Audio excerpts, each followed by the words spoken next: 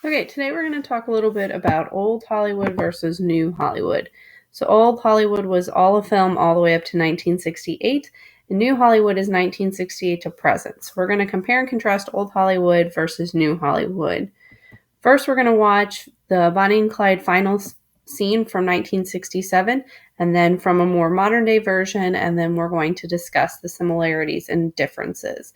So if you go on YouTube, find Bonnie and Clyde 1967 final scene, watch that, pause the video, come back, and then find Bonnie and Clyde 2013, and then pause the video and come back to that as well. And then kind of compare and contrast the similarities and differences. What was the same? What was different between the two scenes? Okay, so one thing that is different is going to be the plot. So in old Hollywood, it's going to be very story-centered. There's going to be a strong logical progression.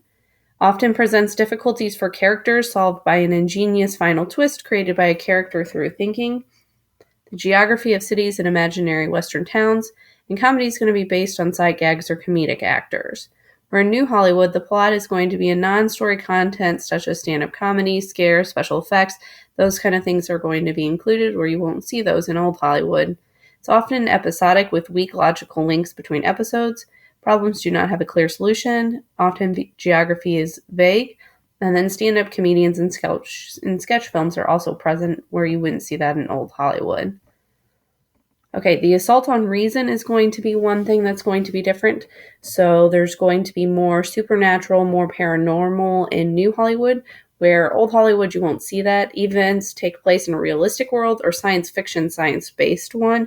So even if it is something supernatural, that kind of a thing, it's going to be more of a science-based. Old Hollywood characters had specific professional skills, so they had a specific job, where you'll see in New Hollywood, oftentimes characters don't have specific jobs. Musicals were more common in Old Hollywood. Farmers and ranchers were common characters in Old Hollywood, where now it's more blue collar. Farmers and ranchers are more absent. They're more white collar type characters. And then the depictions of the highbrow culture will be somewhat similar, though. Okay, forced violence and war is going to be different from old and new.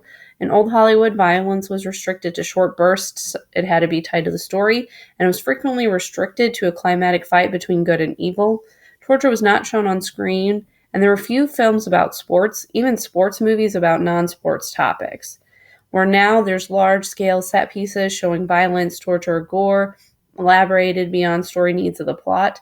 Torture is common and shown as a means to solving problems, and there's a lot of sports films that are common, and they're centered on winning. So there's not a lot of sports films that are centered on not winning since 1968.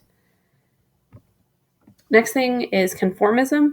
So in old Hollywood, characters experienced wild fantasies or wish fulfillment. There was a lot of foreigners and immigrants prominent, and there was a strong contrast between the wealthy and working class. Where in New Hollywood, characters find success by being cool, hip, or conforming to standards and norms. They have very American characters and settings, and the class structure is invisible. There's not really a contrast between the wealthy and the not wealthy. Okay, one thing that's a lot different is called the closed shop. So back in old Hollywood, works were based on prose, books, stories often, and scriptwriters were often well-known non-Hollywood writers.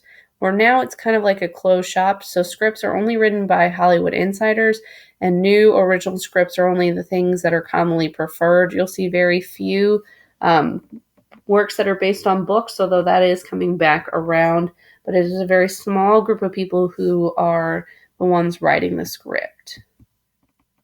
And the last thing we're going to talk about is the missing Western. There are very few Westerns now, and they kind of deglamorize the West to show the real West. And they have fictional towns and cityscapes, where the old Westerns were based on romantic Western glorious fantasies and were in Western towns.